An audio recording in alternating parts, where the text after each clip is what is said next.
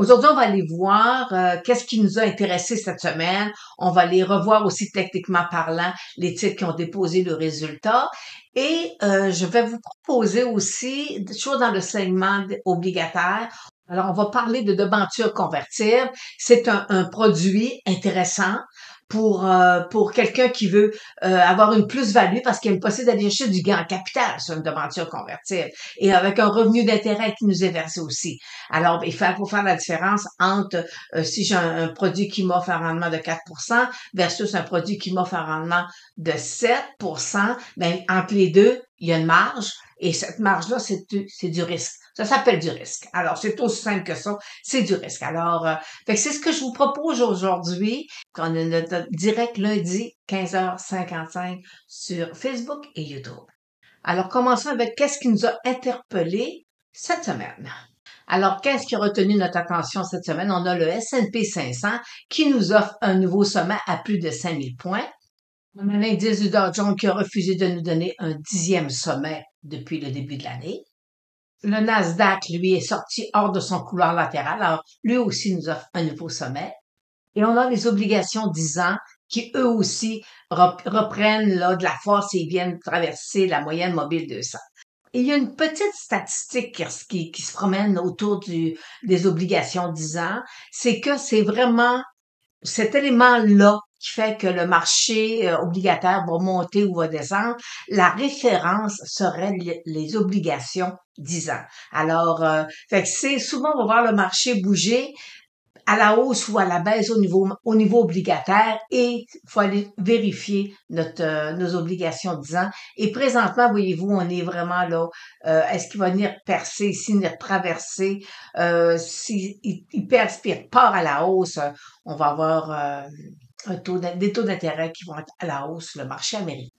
Et aussi, la fameuse Chine. Vous savez que c'est pas un secteur présentement, c'est pas un secteur d'économie là où techniquement parlant c'est intéressant. Et il nous a fait un nouveau bas cette semaine, un bas qu'il faut remonter à là, 5 ans pour que la Chine soit aussi basse.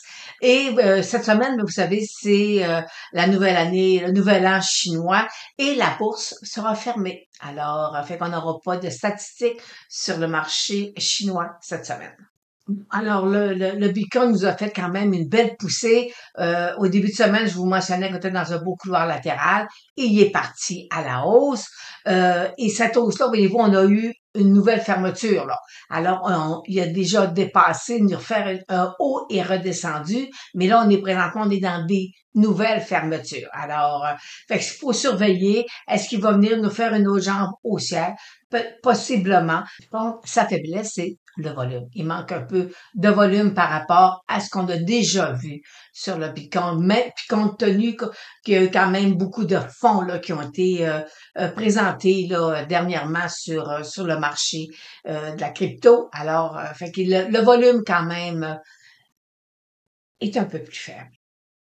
Et j'aimerais terminer ce segment en démontrant ici, vous avez présentement là les années où on a eu vraiment des corrections, puis où des années c'était plutôt le contraire, une envolée. Alors, ce que je veux qu'on retienne, parce que tout le monde, vous savez, on entend des crashs, le crash s'en vient.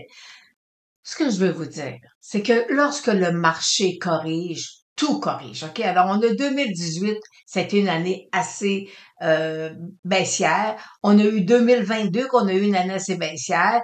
Et là, présentement, voyez-vous, 2024, on a présentement là des ETF là ici qui sont quand même à la baisse. Alors, fait que c'est présentement, on est dans des sommets. Techniquement parlant, faut surveiller, voir à court terme comment ça se comporte. Mais alors, faut être vigilant sur le marché américain. Et vous savez que sur le marché américain, ben, on a 7 titres qui dominent autant le Nasdaq que le S&P 500 que le Dow Jones. Alors ici, vous avez le S&P 500. Dans le secteur de la technologie, on est à plus de 40, presque 44%. Et pour le Dow Jones, on est au plus de 60% dans les secteurs technologie. Alors, fait que ça, c'est présentement, selon mes analyses à moi, sur les 7 magnifiques, on en a 3 en faiblesse. Et c'est ça qu'on va examiner là dans mon direct de lundi et peut-être revenir en fait la semaine prochaine là, sur une autre vidéo. Mais pour l'instant, c'est le constat que je fais. Alors, débutons la semaine qui vient de se terminer avec les entreprises qui ont déposé leurs résultats. Alors, on a eu Alibaba cette semaine. Alors, on voit, il est sous sa moyenne mobile de 100 jours. Alors, pour l'instant, c'est un titre qui est pas techniquement parlant intéressant. On a BCA qui a retenu notre attention pour la bonne et simple raison qu'il y a eu de grosses coupures au niveau des employés. Alors, et forcément, voyez-vous, il n'a pas été capable de lui non plus de traverser sa moyenne mobile de 100 jours. Et je suis baissière sur le titre de BCA depuis des mois. Cameco, on va aussi regarder là une baisse là quand même assez importante là dans la dernière semaine et est présentement sur le bas de son support. Alors, par contre, moyenne mobile de 100 jours toujours haussière. Donc, Caterpillar, ça a été un super de beau titre. Alors, on voit présentement, voyez-vous, par contre, après ces résultats, le titre n'est pas capable de poursuivre, venir tester son haut. On est à l'intérieur de triangle d'élargissement. Alors, fort probablement qu'il pourrait venir tester le bas de son couloir, mais ne jamais oublier que sa moyenne mobile de 100 jours, elle est toujours haussière. ConocoPhillips, pétrole, alors forcément, aujourd'hui, là, il revient sous sa moyenne mobile de 100 jours. Alors, c'est un titre présentement, techniquement parlant, sur faiblesse. Enbridge. Ben, vous savez, Enbridge, je suis baissière depuis lui, je pense depuis plus d'un an. Alors, il a des résultats ont eu lieu aujourd'hui. Alors, on voit très bien que la faveur, là, le marché n'apprécie pas tellement les résultats d'aujourd'hui. Expedia, et ça je pense là la nouvelle la plus importante dans le marché cette semaine, dans le sens que Expedia on dit bon, c'est pas tellement les résultats là, c'est surtout ils annoncent qu'il va y avoir moins de croissance pour la prochaine année. Alors, qui dit moins de croissance au niveau des bénéfices, ça veut dire qu'il y a moins de voyageurs. Et qui dit qu'il y a moins de voyageurs, ben à ce moment-là, les résultats forcément en sont tributaires. Et ça va emmener aussi le secteur des voyages. On va voir tantôt Disney. C'est quoi l'impact que ça peut avoir? Parce qu'il faut pas oublier, le marché boursier il carbure à la croissance. Pas de croissance, on s'en va s'acheter un certificat de dépôt ou une obligation. Alors, c'est de la croissance qu'on recherche lorsqu'on transige sur le marché boursier. Alors, fait que pour l'instant, tant et aussi longtemps qu'il est au-dessus de sa moyenne mobile, ça va. Mais si jamais il veut casser, redescendre à ce moment-là, mettez-vous des stops, puis c'est un titre qu'on va surveiller. Mais pour l'instant, j'aime pas tellement là le message que Expedia nous envoie. McDonald's, c'était en début de semaine, il a ouvert le bal lundi et cassé. Là, il a rebondi, mais aujourd'hui, pas capable d'aller plus haut que ça. Alors, fait qu'il faut surveiller, lui, sa moyenne mobile de 100 jours. On parle d'une petite déception. On avait un beau bas de marché qui s'accumulait là, depuis quand même quelques mois. La percée de sa moyenne mobile de 100 jours a été insuffisante. Là, il est revenu. Alors, fait que pour l'instant, on est toujours en accumulation. Alors, on surveille le titre de PayPal. Moi, je veux qu'il revienne au-dessus de sa moyenne mobile de 100 jours. Taïwan. Écoutez, moi, je suis contente, très, très, très satisfaite du titre de Taïwan. C'est un titre que j'avais suggéré aux gens qui étaient sur ma page, là, le Graal boursier. On avait une cible à la hausse, je pense que c'était 123 ou 126 dollars. Il l'a percé. Il va possiblement avec la technique point and figure, j'étais capable de recalculer une cible à la hausse. Alors, fait qu'on a quand même là écoutez, regardez là, la belle poussée. Et vous savez que Monsieur Buffett avait largué le titre janvier dernier. Il était rentré à l'automne, puis il l'avait largué quelques mois plus tard. Alors, ce que ça veut dire, c'est que parfois, Monsieur Buffett aussi se trompe. Alors, c'était Taïwan, c'était vraiment un super de beau titre. Puis, en même temps, ben, vous savez, c'est le secteur de semi-conducteurs. Alors, il y a vraiment là, la faveur du public, tout avec Nvidia. Et là, Disney, on a eu quand même, ça a eu de très beaux résultats, ça a super bien été. Sauf qu'aujourd'hui, la nouvelle Voyez-vous, on la voit ici, là, présentement. Nous avons une chandelle Amari. Généralement, c'est baissier. Alors, c'est une grande chandelle avec une petite chandelle à l'intérieur. Alors, est-ce qu'il va venir refermer son gap? Là, les indicateurs sont en surachat. Alors, vous avez un beau profit. Profitez. Si vous voulez pas voir le titre, là, venir tester le 100 $, ben, c'est pas, vous avez des décisions à prendre, là. Mais, il faut vraiment, la nouvelle d'Expedia vient affecter, Walt Disney, là, assez directement. Point suivante, le marché obligataire. Vous savez, il y a de ça 2, 3 semaines, je vous ai fait la différence entre prendre une obligation ou aller dans un fonds obligataire. Après ça, on est allé voir, je vous ai montré comment aller chercher, la possibilité d'aller chercher un gain capital sur le marché obligataire. Après ça, on avait la semaine passée, on avait les coupons détachés, un petit bijou, là, pour aller planifier des retraites là, dans l'horaire, c'est merveilleux, ou dans le CELI. Et aujourd'hui, on va parler marché obligataire, mais on va aller dans des debentures convertibles ou simplement dans des obligations. Alors, débutons avec les obligations corporatives. Alors, ils sont disponibles chez votre courtier comptable ou chez un courtier de plein exercice. On les voit, ça fait partie là, du marché obligataire. Alors, comme ici, on a, voyez-vous, Ryokan, on a un rendement de 5,18 et c'est une obligation qui se termine en 2029. Généralement, les obligations corporatives, vous allez avoir un rendement supérieur par rapport à une obligation municipale. Mais vous savez, en même temps, il y a un risque. Okay? Quand on est dans des obligations corporatives, il y a un risque de non-paiement ou que l'entreprise ait de la difficulté. Alors, fait que c'est pour cette raison-là qu'on va bonifier le rendement sur une obligation corporative. Il existe aussi dans le marché obligataire, on appelle ça des debentures convertibles. Alors, le but du iShare, c'est d'avoir des debentures convertibles. Alors, ça, je vous la présente parce que ça va vous permettre des fois aussi d'aller fouiner un petit peu là sur qu'est-ce qu'il y a comme compagnie à l'intérieur qui nous offrent des debentures convertibles.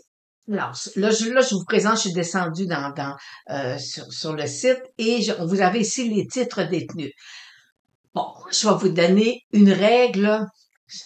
C'est- je vais rentrer ça dans mes statistiques maison. OK?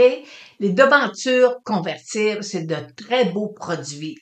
C'est intéressant à une condition, d'avoir une perspective de croissance sur le titre pour avoir une plus-value intéressante si jamais on doit faire la conversion de notre debenture en action. Alors, fait que voyez-vous, là, on voit tous les titres qu'ils ont.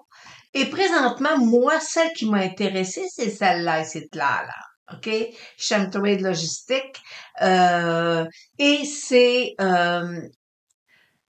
parce que moi, personnellement, techniquement parlant, j'ai quand même, je pense que ce titre-là peut avoir un potentiel intéressant. Alors bon, fait que là, je me dis, bon, il fait partie des titres détenus avec des devantures convertibles. Alors, ce que j'ai fait, je suis allée sur le site de la compagnie et je suis allée dans les états financiers. Faut fouiller, là, OK? Puis là, faut fouiller pour aller voir la structure de la dette. Puis après ça, c'est là que ça apparaît. Alors, on voit ici qu'ils ont des devantures qui sont échues la maturité est en 2024, veut dire prochainement. Fait qu'on l'oublie. On a une autre ici qui est le 31 octobre 2026. 2025, 2027, 2028. Bon, 2028, c'est-à-dire ça me donne 5 ans. Bon, OK. Fait que je me dis, bon, j'ai un potentiel. Alors, on va décortiquer. On va ici, ma debenture, elle était échue le 30 juin 2028. Le prix d'exercice, c'est 12,85. Puis tantôt, on fait des petits calculs, là. Et j'ai mon coupon de 7%. Alors, mon intérêt versé de 7%.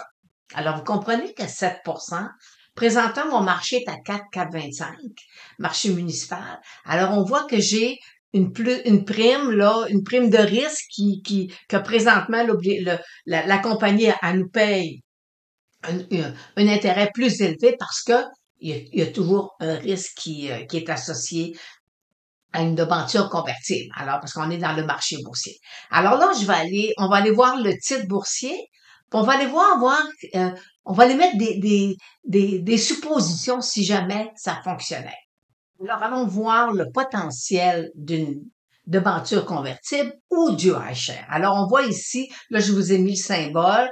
Présentement, mon iShare est au-dessus de ma moyenne mobile de 100 jours. Alors, ce qu'on veut, c'est que le titre parte. Mais voyez-vous, il n'y a pas beaucoup de volume.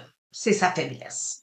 Là, je vous présente le titre boursier dont il est lié une devanture convertible. Alors, la devanture convertible, elle se transige autour de 99 ou 100 au prix là, qu'on achète elle est pas à prime, mais pas à escompte, là, fait qu'on on n'a pas, c'est le juste prix qu'on paye présentement par rapport au marché aujourd'hui. Alors, et voyez-vous, moi, ma moyenne mobile de 100 jours, elle est là, ma ligne de tendance, elle est haussière, et j'avais déjà une première cible ici, là, que le titre pourrait toucher 10 Bon, alors présentement, on est autour, on va faire un chiffron de 9 Fait que si mon titre revient à 10 ben, à ce moment-là, parce que mon prix tantôt était 12,50 $. Alors, fait que si mon prix revient à 12 ben, si jamais en 2029, il reste à ce prix-là, à ce moment-là, on va juste ramasser l'obligation. J'ai pas de plus-value sur mon titre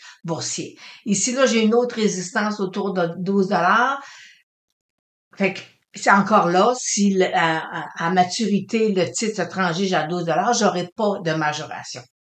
Mais si, advenant, là, au pire, là, vous savez, c'est si jamais. Fait que là, on va aller voir. Je vais aller vous mettre le graphique, là. Bon.